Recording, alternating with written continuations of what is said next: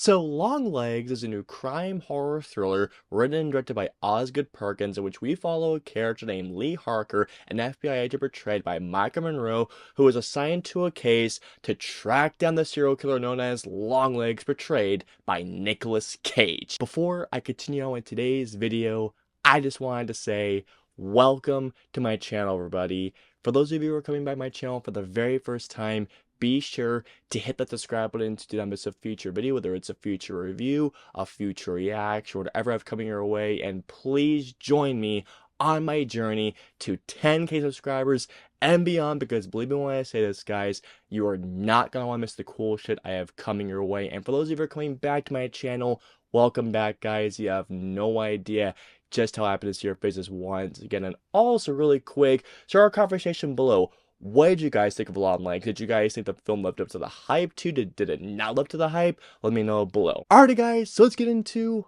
Longlegs. Excellent! This was a movie, guys. I mean, oh my god. Until I saw Late Night with the Devil, I had no idea this movie was coming out. Legitimately, guys, this was a movie that if I hadn't seen all the pre-marketing materials, which by the way, the marketing for this movie has been absolutely incredible. If I hadn't seen any of the materials for this movie, I would have had no idea this film's existence. First saw the trailer to this movie, and the very first shot of this movie, I knew was something that I needed to see, especially knowing that one of my favorite actors working today, Nicolas freaking Cage, was playing as a serial killer. I mean, you get that guy in just the right role, and you're gonna be in one of a hell of an experience. And for that reason alone, I was dying to see this movie. All the pre-hype buzz was around this movie. Like, for example, the biggest thing that I saw was that this movie is the best serial killer film since Silence of the Lambs. And as soon as I heard that, I was like, okay, let's back up a little bit. That's one of the greatest films ever made, guys. Let's not hype this film up a little bit too much, because seriously, back it up. Just calm down, kids. Going to the movie, I was just grabbing my expectations and going like, okay, all I wanted out of this movie is a good horror crime thriller, maybe a slow burn at that happens to have some sort of maybe the Silence of the Lambs connection to its overall tone and mood. Well, guys, hot damn, this movie was an experience, and I kind of loved Longlegs. All of the performances in this movie are all very, very good. In fact, they're fantastic, but there are two in particular that I want to focus on, and you guys probably know who they probably are. I'm just saying. One of them being Micah Monroe, who plays the FBI agent Lee Harker. I thought she was incredible in the film. You notice some small things about her character, and the way that Micah Monroe is doing this character's mannerisms. You notice certain things, and as the film goes along, her character becomes more and more and more interesting. I was very, very shocked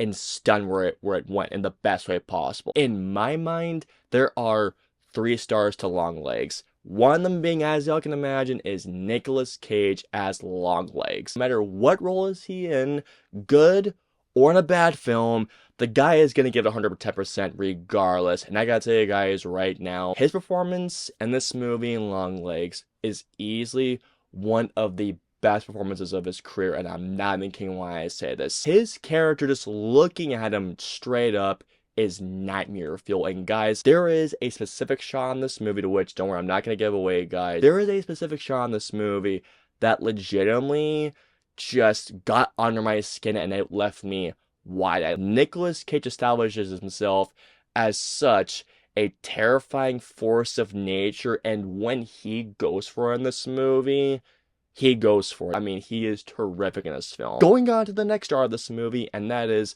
Osgood Perkins' direction. Fun fact for you guys about Osgood Perkins, and this is something I did not know until before I saw this movie. Did you guys know he was the son of Anthony Perkins, you know, Norman Bates in Psycho? I had genuinely no idea. Osgood Perkins directs the hell out of this movie. Knowing what this movie is going for, pun intended. Osgood Perkins, from the very start of this movie, steps you in to a world that's not only filled with anxiety, with tension, with so much atmosphere, a very dread-induced atmosphere, by the way. The way this movie shot, it almost feels dreamlike and surreal, but there's such this dark undertone that literally gets under your skin. It got under my skin and then some. Speaking of which, guys, this movie is spectacularly shot. This movie greets you with such a cold, eerie, and evil feeling like presence to it. This is a movie that just feels unique. It's different. It's a one-of-a-kind film that I feel like no other director would have captured the sense of feel, vibe, and tone that Oscar Perkins would have made. You want to talk about something else that is very unsettling about this movie?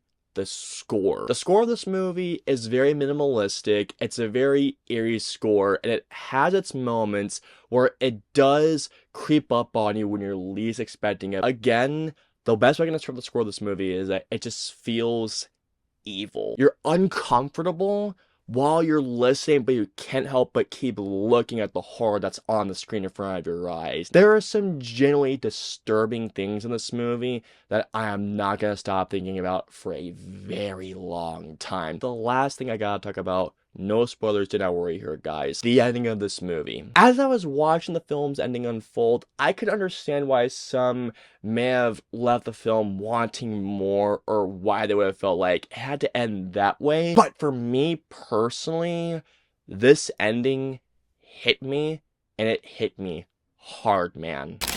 Well, that's just fucking great!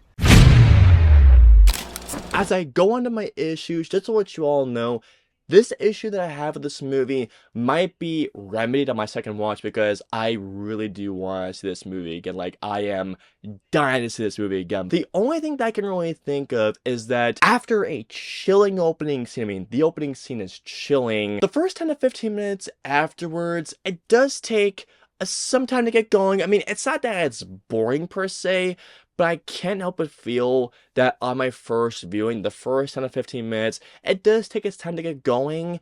But other than that, that's about it. And here we go.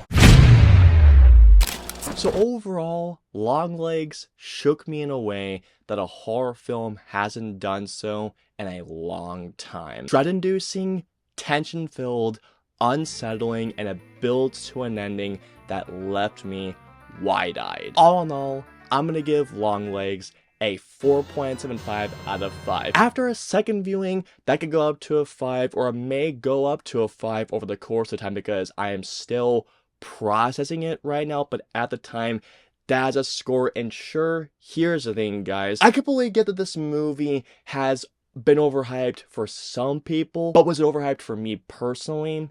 It was not. I hope you enjoyed my review of Longlegs. If so, please hit the like button, or if you dislike the review, hit the dislike button. If you guys want to see my previous 2 videos, please click right there or right there. And of course, until my next review video goes live, I will see you all next time.